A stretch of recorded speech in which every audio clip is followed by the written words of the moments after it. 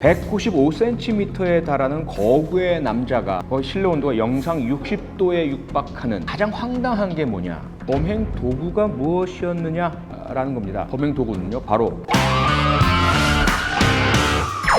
이 사건은 의뢰인을 살해한 변호사의 이야기입니다. 대형 로펌에서 고액의 연봉을 받으면서 일하는 변호사 B. 당연히 가족이랑 보내는 시간은 거의 없죠. 심한 스트레스에 시달리게 됩니다. 아내가 명상을 추천합니다. 소위 말하는 워라벨, 그 일과 생활의 밸런스 균형을 위해서였습니다. 마지못해서 변호사는 명상에 참가합니다.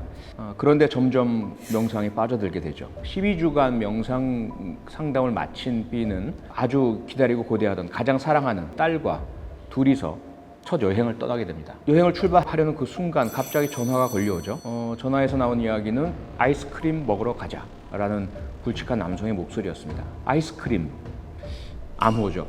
아이스크림을 먹자라는 이야기는 당장 만나야 한다라는 의뢰인과의 그 약속된 암호였습니다. 일상적인 변호사의 의뢰인이 이렇게 암호로 이야기하진 않죠. 왜 이렇게 얘기를 했을까요? 이 변호사가 변호하는 사람은 거대 범죄 조직의 보스, D. 늘 이런 식으로 갑자기 호출이 이루어지면 그대로 불려나가서 뒤치다꺼리 하는 게 B의 역할이었고, 그것이 엄청난 스트레스를 야기했었던 것이죠. 딸과 여행을 떠난 그 순간조차도 범죄 조직 보스 의뢰인의 뒤치다꺼리를 했어야 하는 B. 우여곡절 끝에 같이 떠나게 됩니다. 그런데 이 범죄 조직의 보스는 트렁크에 타고 가게 되죠. 이 범죄 조직의 보스 D를 아주 뜨거운 태양 아래 거의 실내 온도가 영상 60도에 육박하는 펄펄 끓는 트렁크 안에 36시간을 가둬서 결국은 살해하게 됩니다. 이 사건에서 가장 황당한 게 뭐냐 하면 범행 도구가 무엇이었느냐라는 겁니다. 범행 도구는요, 바로 명상이었다는 것입니다. 이 사건은 독특하게도 살인 방법보다도요, 살인을 한 이후에 시체를 처리하는 과정이 아주 극악무도했다고 볼 수 있습니다. 195cm에 달하는 거구의 남자가 좁고 뜨거운 트렁크 안에 갇혀서 36시간이 지납니다. 트렁크 문을 열었을 때는 이미 생물학적으로 그리고 의학적으로 부패가 시작되었을 때죠.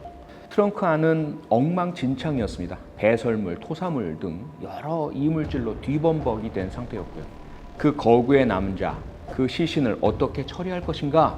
이것이 고민입니다. 우선 피해자의 신체를 톱으로 24개 조각으로 토막냅니다. 그 토막난 시신의 일부들을 분쇄기에 넣어서 갈아서 호수에 버리죠. 시체의 흔적조차 없애서 완전 범죄를 꿈꾸는 거였죠. 네, 실제로 있었습니다. 2005년 2월 호주 멜버른시에서요, 49살의 조 콜프라는 남자, 유부남이죠. 그리고 그의 불륜의 연인, 38살의 타냐 헐만. 이 두 연인이 조 콜프의 부인인 마리아를 살해하기로 공모를 합니다. 그런데 사람을 죽여본 적이 없다 보니까 살해 방법이라든지 뒤처리에 대해서 많은 고민을 하게 되고요. 트렁크 안에 넣어서 부작위 아무것도 하지 않은 채 한적한 길가에 차를 방치하게 됩니다. 실종되지 4일 만에 트렁크 안에 갇혀 있었던 마리아가 발견이 됩니다. 발견된 마리아가 사망하진 않은 상태였습니다. 하지만 혼수 상태에 빠져 있었고 거의 빈사 직전이었고요. 심폐소생술과 생명 유지 장치를 달아서 연명 치료를 했지만 결국은 6개월이 지난 8월에 사망하게 되죠. 이 두 명의 용의자는 결국 경찰의 범행을 자백하게 되고요. 법원에서는 살인 미수로 유죄 판결을 내리게 됩니다. 조 콜프는 부인의 장례식 날 결국 죄책감을 견디다 못해서 극단적인 선택, 자살을 하는 비극적 사건으로 마무리가 되었습니다. 거의 똑 닮은 사건이 실제로 있었습니다. 미국 코네티컷주에 발생한 최초의 시신 없는 살인 사건으로 알려진 소위 우드 치퍼 머더, 우리말로 하자면 톱밥 분쇄기 살인 사건이라고 아주 악명 높은 사건이었는데요.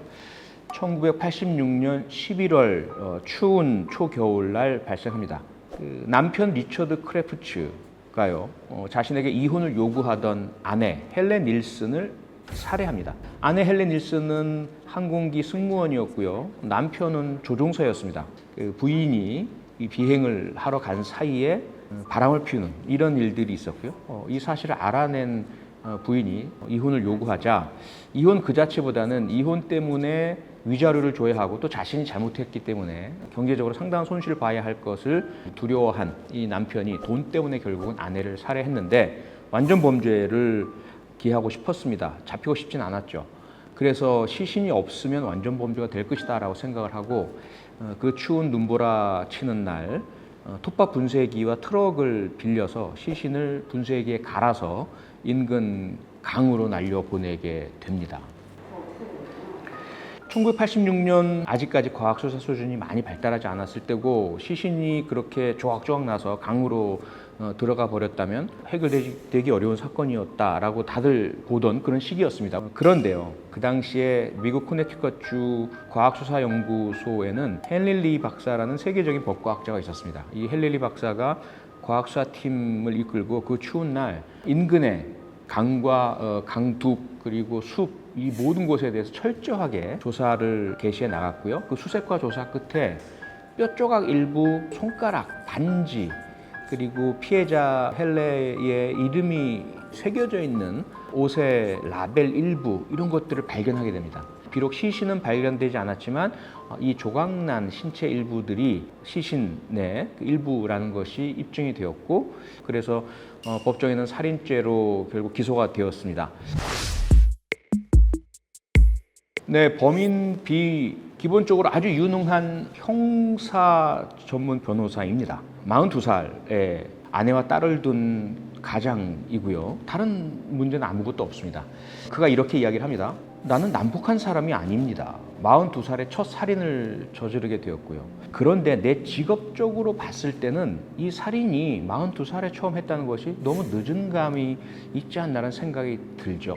그 이후에 나는 6번의 살인을 더 해냅니다. 글쎄 우리가 과연 이해하기가 좀 어렵죠. 일반적으로 변호사라든지 성공한 사람들은 자신이 그 일군 모든 것들을 다 한순간에 잃어버릴 우려가 있기 때문에 웬만하면 살인은커녕 범죄를 저지르지 않으려고 노력을 합니다.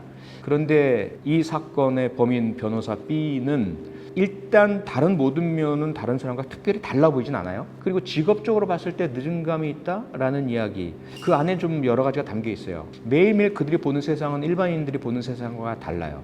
범죄의 세상입니다. 그 중에는 잡혀 들어온 범죄자도 있지만 분명히 범죄를 저질렀으면 명백한데도 증거 불충분이라든지 공소시효가 도가 됐다라든지 이런저런 이유로 법망을 빠져나간 모습도 많이 보죠.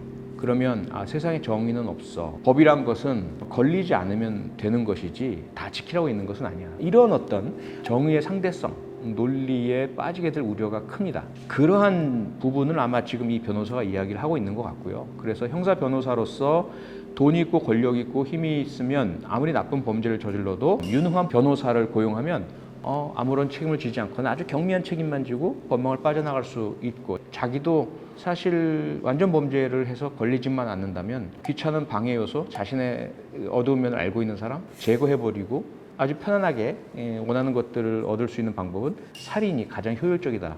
이런 생각을 할 수 있다는 거죠. 그걸 실제로 실행에 옮겼을 때 한 번 실행에 옮겼는데 성공을 하고 그리고 그로 인해서 두 번째는 더 쉽고 세 번째는 더 쉽고 기술은 더 발달할 것이고 경험은 늘어날 것이고 그럼으로써 완전 범죄에 가까워질 수 있는 가능성은 점점 높아가기 때문에 6번까지 계속해서 살인을 할 수 있었다. 만약에 이 범죄자가 흔히 말하는 소시오패스 혹은 사이코패스 같은 죄책감이나 불안함, 두려움 같은 정서를 느끼지 못하는 기질적 특성을 갖고 있다. 그렇다면 그는 굳이 일상생활과 다른 범죄 상황에서의 스트레스에 시달리지 않게 되는 거죠. 또 하나, 그가 사이코패스나 소시오패스가 아니라 하더라도 이 범죄를 합리화할 수 있는, 그래서 두려움이나 불안 같은 정서를 제거하거나 통제할 수 있는 합리화의 논거가 있다면 역시 초범자가 보이는 미숙함이나 혼란함을 겪지 않을 수가 있습니다.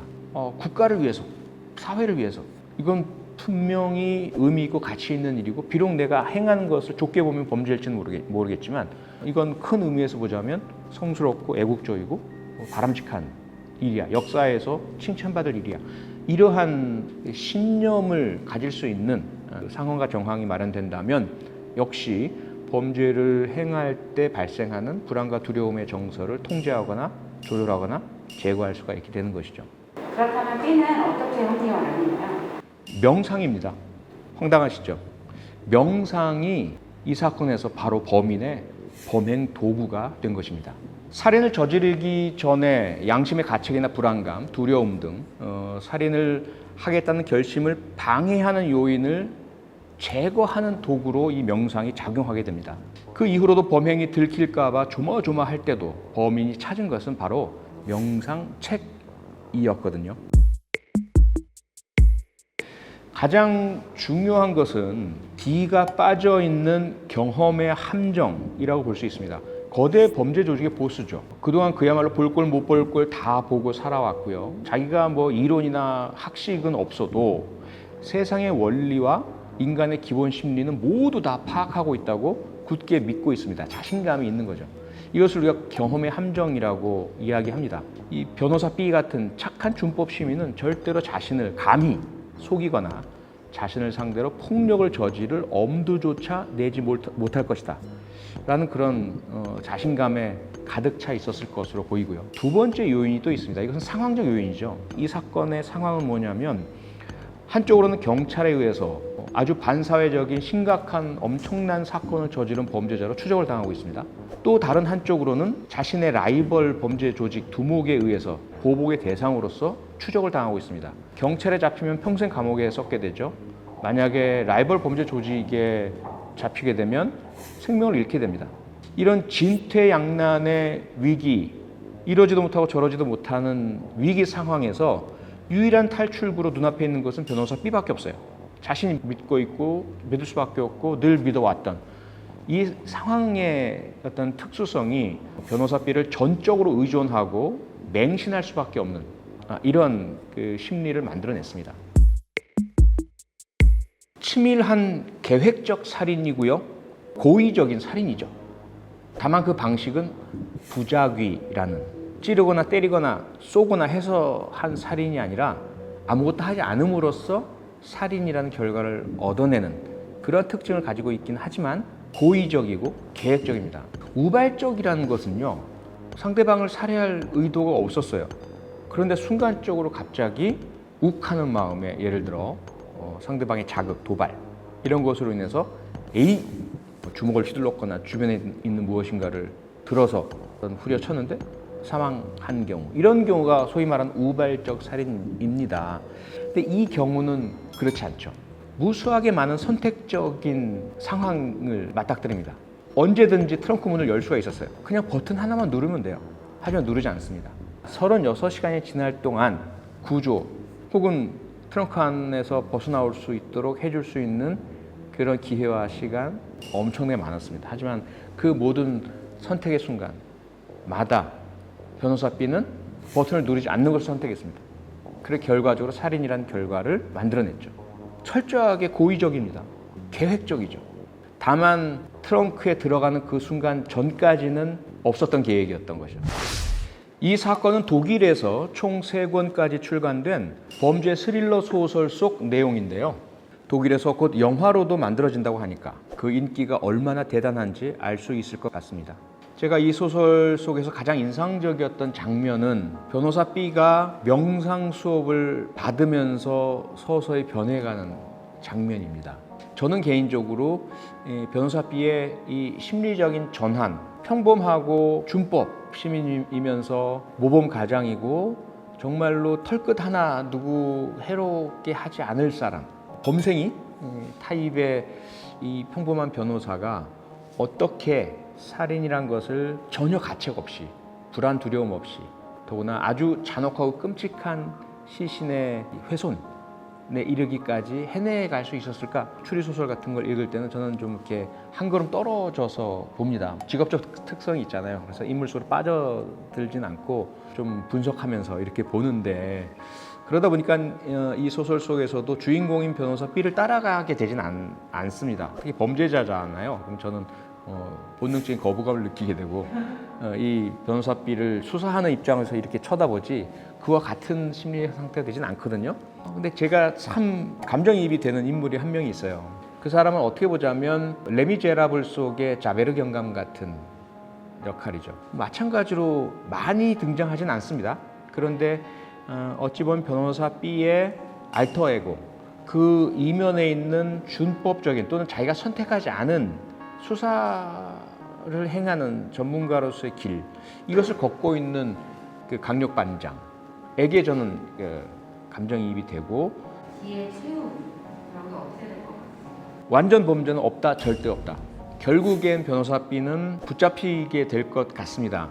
대담성이 지나치고 점점 자신감을 느끼면서 범행의 과감성이 더 높아져 가다가 결국은 자기가 놓은 덫에 스스로 빠지게 되는 이런 상황이 되지 않을까라고 조심스럽게 예상을 해봅니다.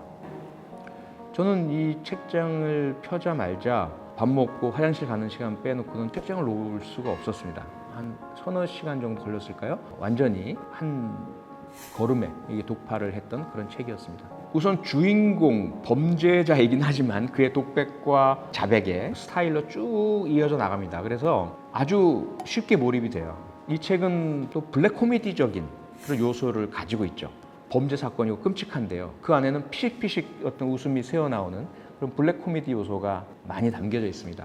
무엇보다도 범행의 방식이 기발하죠. 흔히 클리셰라고 하잖아요. 그냥 우리가 많이 봤던 익숙한 방식의 어떤 감정적 동요, 동기, 살인의 수단과 방법, 도구 이런 것들이 아니라 정말 이렇게 망치로 꽉 맞은 것 같은 어떻게 이런 상상을 할 수 있었을까라는 그런 기발한 범행 방식. 명상살인 소설은 추천이신가요? 비추천이신가요? 추천!